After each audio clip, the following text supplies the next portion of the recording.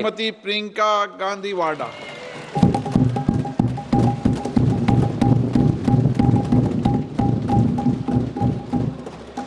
आदरणीय अध्यक्ष महोदय, मैं आपको धन्यवाद देना चाहती हूं कि इस महत्वपूर्ण मुद्दे पर आपने मुझे बोलने का मौका दिया।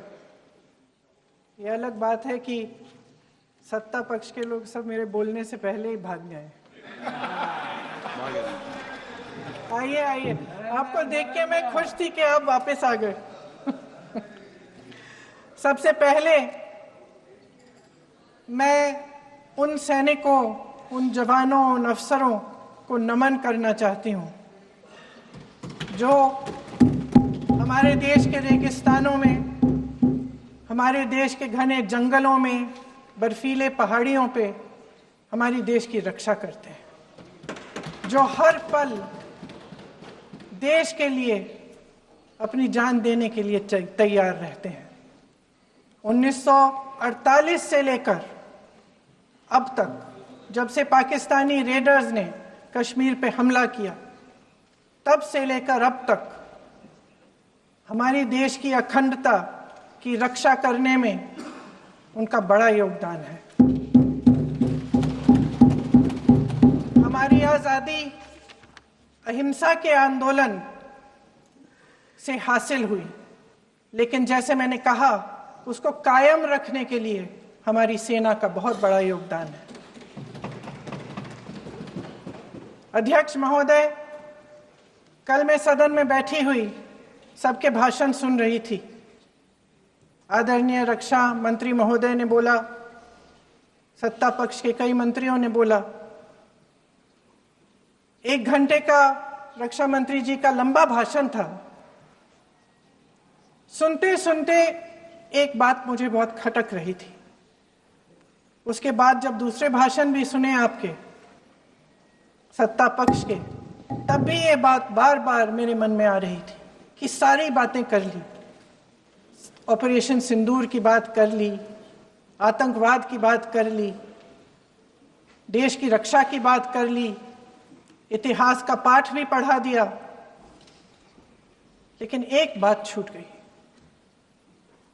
उस दिन 22 अप्रैल 2025 को जब 26 देशवासियों को अपने परिवार के सदस्यों के सामने खुलेआम मारा गया,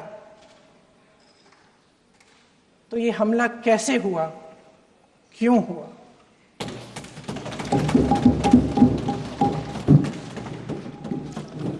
अध्यक्ष महोदय,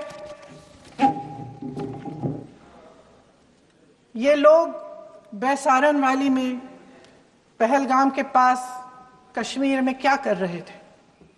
आजकल पब्लिसिटी का दौर है, प्रचार का जमाना है। कुछ समय से हमारी सरकार ये प्रचार कर रही थी कि कश्मीर में आतंकवाद खत्म हो गया है, कि कश्मीर में शांति है, अमन चैन है। प्रधानमंत्री जी ने खूब भाषण दिए, देशवासियों को कहा कि चलिए कश्मीर चलिए, सैर करिए। कई बार मैंने ये भी देखा मीडिया पर, टीवी पर, कि कश्मीर जाइए, जमीन खरीदिए, अब वहां अमन चैन है, शांति का वातावरण है। इसी बीच शुभम द्विवेदी, एक कानपुर के नौजवान, और उनके पूरे परिवार ने तय किया कि वो कश्मीर जाएंगे। शुभम द्विवेदी की 6 महीने पहले शादी हुई थी। उसकी पत्नी ने कहा कि उनके बीच एक ऐसा रिश्ता था, प्रेम और दोस्ती का ऐसा रिश्ता था कि वो एक दूसरे को बच्चों की तरह हंसाते थे। सोशल मीडिया पर एक वीडियो भी जारी है जिसमें पूरा परिवार एक साथ बैठा हुआ ताश खेल रहा है और ऐसे हंस रहे हैं, ऐसे हंस रहे हैं कि उस वीडियो को देख के किसी का भी दिल टूट जाए कि इस परिवार को इस तरह से उजड़ने क्यों दिया हमने। 22 अप्रैल 2025 को बैसारन वैली में मौसम का मिजाज अच्छा था। जैसे हर रोज लगातार 1000 से 1500 लोग वहां पहुंचते थे, उसी तरह से उस दिन भी तमाम पर्यटक वहां पहुंचे। वहां का रास्ता आसान नहीं है अध्यक्ष महोदय जी, जंगल से जाना पड़ता है, पहाड़ों के बीच जाना पड़ता है, घोड़े से जाना पड़ता है। ये परिवार वहां पहुंचे, मौसम सुहाना था, उनके बच्चे ट्रैम्पोलिन पे खेल रहे थे, कोई जिपलाइन कर रहा था, कोई चाय पी रहा था, तो कोई कश्मीर की सुंदर वादियों की ठंडी हवा का मजा ले रहा था। शुभम अपनी पत्नी के साथ एक स्टॉल पे खड़े थे। तभी अचानक 4 आतंकवादी जंगल में से निकलते हैं और शुभम को वहीं अपनी पत्नी के सामने मार डालते हैं। उसके बाद वे वहां से पूरे वैली में 1 घंटे के लिए लोगों को चुन चुन कर मारते हैं। किसी के पति को अपनी पत्नी के आंखों के सामने, किसी के पिता को अपने बेटे के सामने, चुन चुन कर 26 लोगों को मार डालते हैं। शुभम की पत्नी घबराकर वहां से भागने की कोशिश करती है, अपनी जान बचाने के लिए जंगल की तरफ दौड़ती है। वहां पता चलता है कि तमाम लोग जंगल की तरफ दौड़े हैं और अपनी जान बचाने की कोशिश कर रहे हैं। कोई अपने बेटे का हाथ पकड़ के पहाड़ों पर घसीटता हुआ जा रहा है, कोई कश्मीरी घोड़े वालों और गाइडों की मदद लेते हुए चले जा रहा है। कोई रास्ता नहीं है, कोई तरीका नहीं है, लेकिन किसी न किसी तरह से शुभम की पत्नी के शब्दों में किसी ऐसी शक्ति ने हमको बचा कर रखा कि हमें किसी न किसी तरह से हम अकेले नीचे पहुंचे। और मैं उनके लफ्ज पढ़ना चाहती हूं, क्योंकि उन्होंने कहा कि इस पूरे समय जब 1 घंटे के लिए चुन चुन कर भारतीय नागरिकों को मारा जा रहा था, इस पूरे समय उसे एक सुरक्षाकर्मी नहीं दिखा, एक सैनिक नहीं दिखा।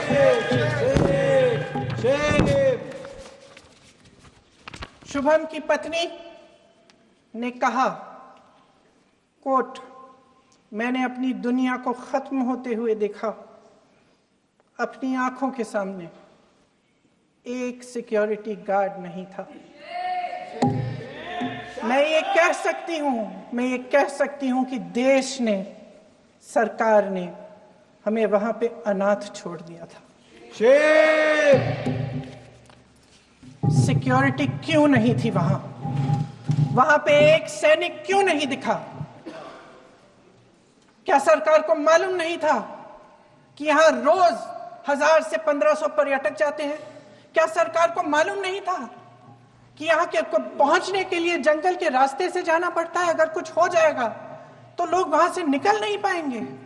एक चिकित्सा का इंतजाम नहीं था, फर्स्ट एड का इंतजाम नहीं था, कोई इंतजाम नहीं था, ना सुरक्षा का ना फर्स्ट एड का। इन लोगों को भगवान भरोसे छोड़ दिया गया। ये लोग वहां पे इस सरकार के भरोसे गए और इस सरकार ने उन्हें भगवान भरोसे छोड़ दिया।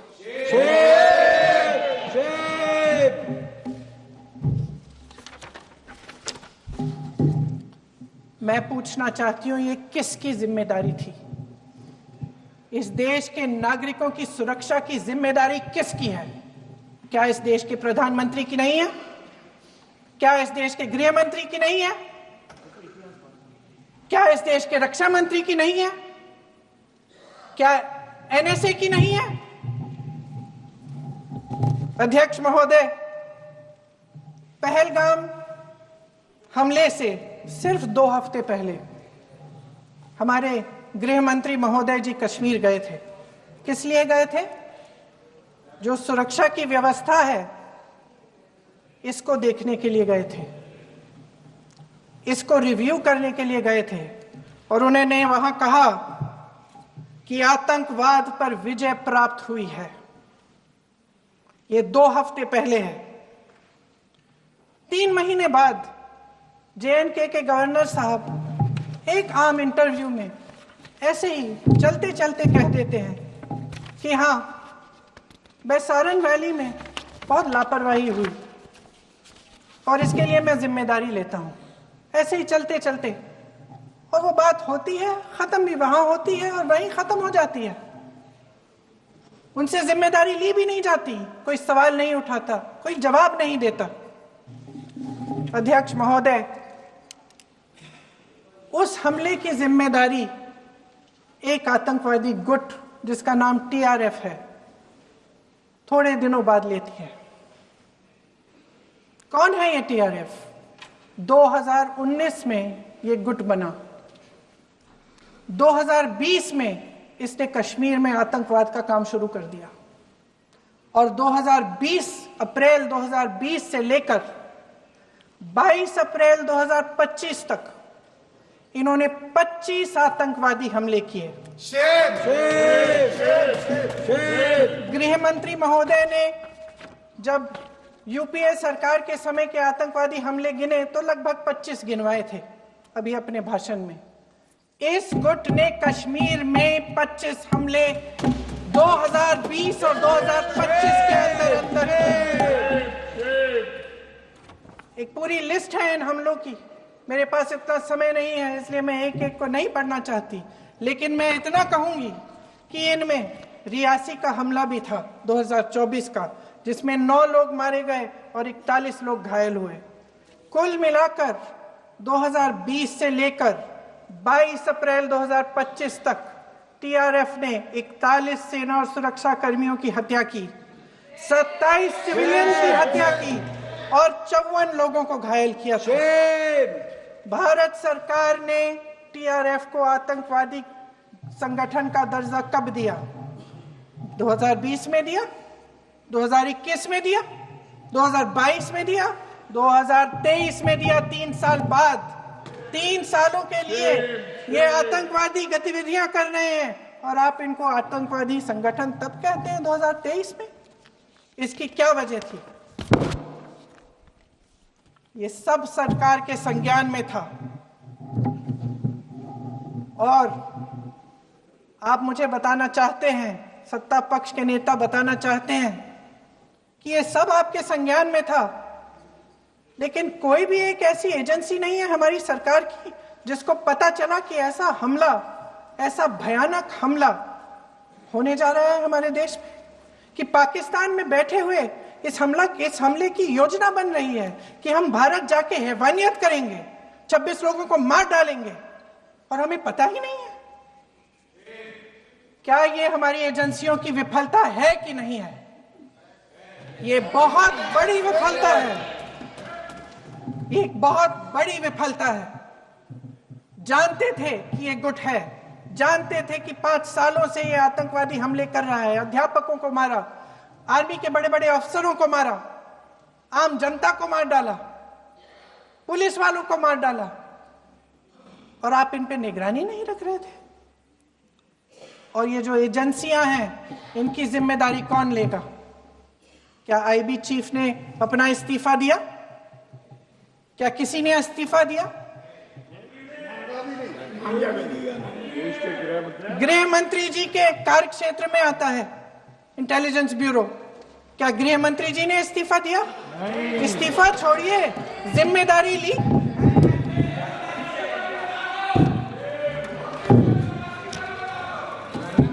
साहब देखिए, इतिहास की बात आप करिए, मैं वर्तमान की बात करना चाहती हूँ। आपको तो एक बहाना चाहिए, आपको तो एक बहाना चाहिए। पूरे परिवार का नाम गिनवा देते हैं। अरे अपनी जिम्मेदारी खुद लीजिए। 11 सालों के लिए तो सत्ता में आप हैं।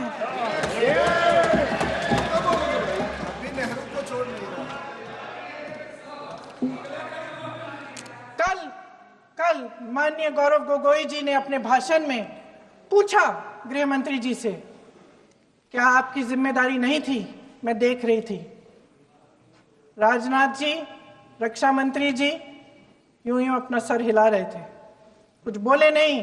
अंदर से ये महसूस हुआ होगा कि यहाँ कुछ जिम्मेदारी थी, लेकिन माननीय गृह मंत्री महोदय जी हंस रहे थे, वे हंस रहे थे।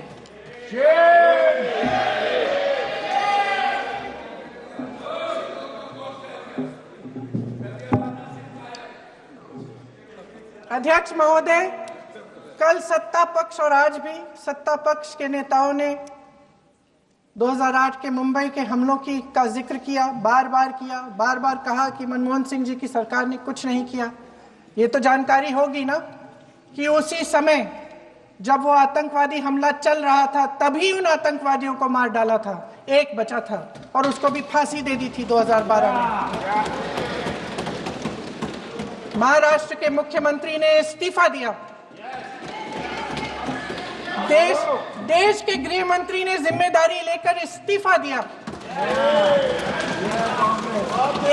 एक जवाबदेही थी पब्लिक के प्रति, एक जवाबदेही थी इस देश की जनता के प्रति, इस देश की धरती के प्रति।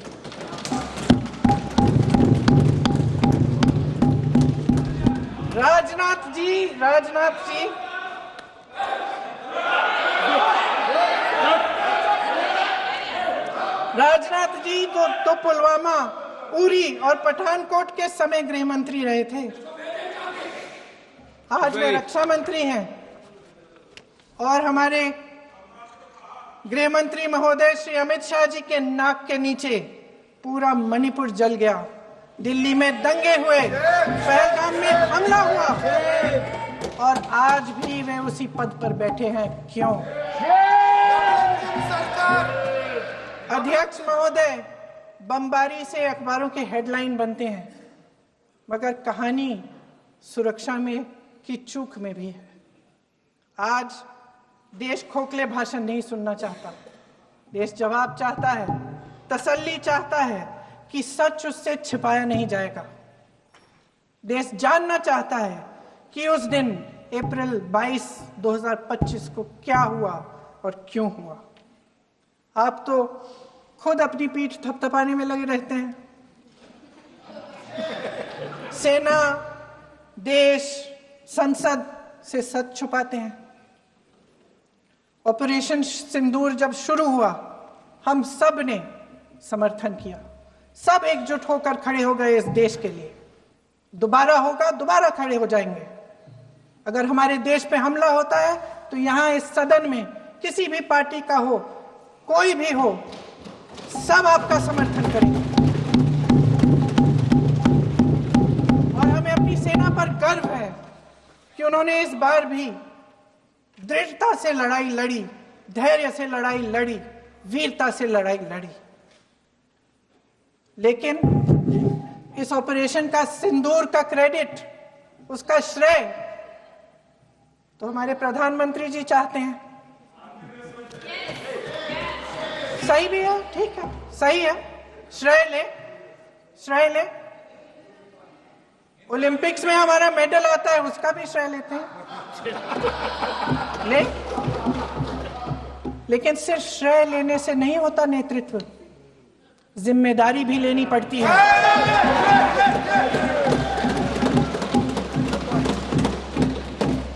देश के इतिहास में ये पहली बार हुआ, देश के इतिहास में यह पहली बार हुआ कि जंग होते होते ही रुक गई है जी। और इस रुकावट का ऐलान हमारी सरकार, हमारी सेना नहीं करती, अमेरिका के प्रेसिडेंट करते हैं, अमेरिका के राष्ट्रपति करते हैं।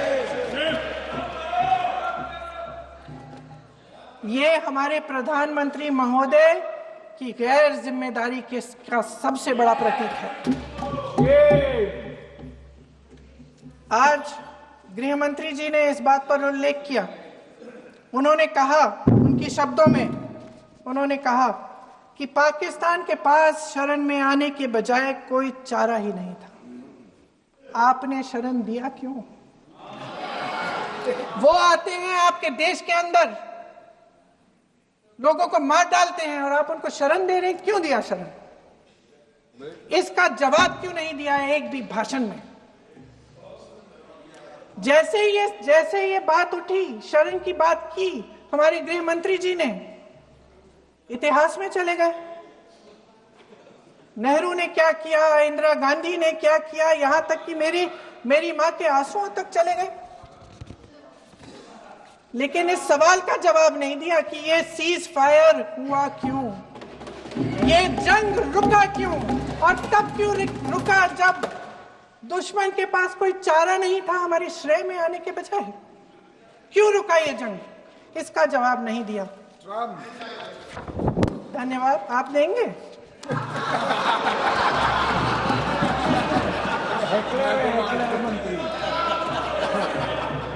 देना भाई, देना। आपको टाइम मिलेगा तो। टाइम नहीं मिलेगा आपको शायद। वैसे महोदय, मेरी माँ की आंसू की बात किए, मैं इसका जवाब देना चाहती हूं। मेरी माँ के आंसू तब गिरे जब उनके पति को आतंकवादियों ने शहीद किया, जब वे मात्र 44 साल की थी। और आज अगर मैं इस सदन में खड़ी हूं और उन 26 लोगों की बात कर रही हूं, मैं इसलिए कर रही हूं क्योंकि मैं उनका दर्द जानती हूं, महसूस करती हूं।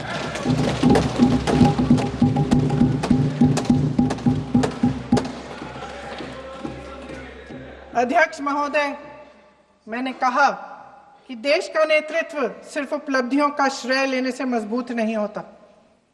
सफलता और विफलता दोनों की जिम्मेदारी लेने से बुलंद होता है। ये सोने का ताज नहीं है, कांटों का ताज है। अध्यक्ष महोदय, जब सरकार झूठी और कायर हो तो वे बहादुर से बहादुर सेना के साहस और पराक्रम को भी कमजोर कर देती है। देश को प्रतिशोध के साथ साथ सबके प्राणों की रक्षा का प्रण चाहिए। सेना की शक्ति के साथ सरकार की सच्चाई भी चाहिए। महान देशभक्त शहीद इंदिरा गांधी जी, जिन्होंने सफल कूटनीति के बल पर अमेरिका के राष्ट्रपति निक्सन का मुकाबला करके पाकिस्तान का विभाजन करवाया, बांग्लादेश बनाया, 1 लाख पाकिस्तानी सैनिकों को आत्मसमर्पण करने पर मजबूर किया, उन्होंने कभी इसका श्रेय लेने की कोशिश नहीं की। ऑपरेशन सिंदूर का मकसद अगर पाकिस्तान को सबक सिखाना था तो शायद ये मकसद अभी अधूरा है, क्योंकि हमारी कूटनीति विफल रही है। इसका प्रमाण यही है कि ऑपरेशन सिंदूर के बाद एक पाकिस्तानी जनरल, जिसके हाथ खून से रंगे थे, अमेरिका के राष्ट्रपति के साथ बैठकर लंच खा रहे थे। अगर ऑपरेशन सिंदूर का मकसद आतंकवाद को खत्म करने का था तो पाकिस्तान को संयुक्त राष्ट्र के आतंकवाद विरोधी समिति का अध्यक्ष चुने जाने से इस मकसद को धक्का लगा है। इसकी जिम्मेदारी कौन लेगा? क्या हमारे प्रधानमंत्री लेंगे? क्या उनमें ये हिम्मत है? नहीं है। अगर इस ऑपरेशन के दौरान हमारे जहाजों का नुकसान नहीं हुआ तो सदन में इसे साफ साफ कहने से क्या डर है? क्यों नहीं कहा है? कल भी रक्षा मंत्री जी ने कहा कि हमारे इंफ्रास्ट्रक्चर का नुकसान नहीं हुआ, तो जहाजों के बारे में भी बता दें, साफ साफ बता दें, क्या हर्ज है? सच्चाई तो है। सवालों से बचने के लिए ये सरकार हमेशा प्रयास करती है। इसकी राजनीतिक कायरता बेमिसाल है। देशवासियों के प्रति जवाबदेही का एहसास ही नहीं है। सच्चाई ये है कि इनके दिल में जनता के लिए कोई जगह नहीं है। सब राजनीति है, सब पीआर है, सब प्रचार है, सब पब्लिसिटी है। देश की जनता के लिए आपके हृदय में कुछ नहीं रहा। बहुत समय हो गया है आप इस प्रचार में ही लिप्त हैं, जनता को देख नहीं पा रहे हैं। जी माननीय, जो पहलगाम में हुआ, खत्म करती हूँ, जो पहलगाम में हुआ उससे हर एक देशवासी के दिल पे चोट पहुंची है। हिमांशी नारवाल की गुहार ने हम सबको शर्मिंदा किया है। इसीलिए मैं आज यहां खड़े हुए एक आखिरी बात करना चाहती हूं।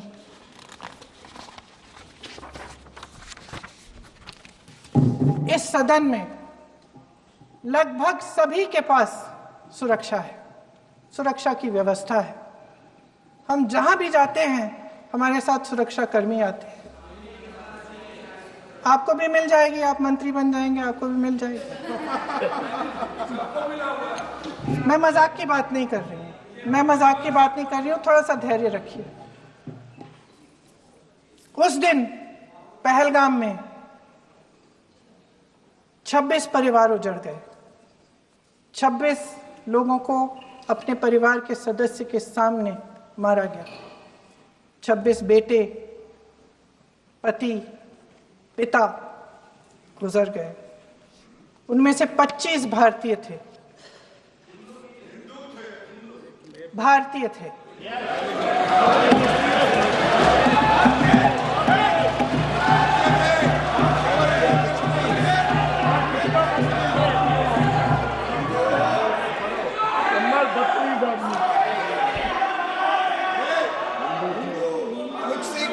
जितने भी लोग बैसारन वैली में थे और जो 25 भारतीय मारे गए, उनके लिए कोई सुरक्षा नहीं थी।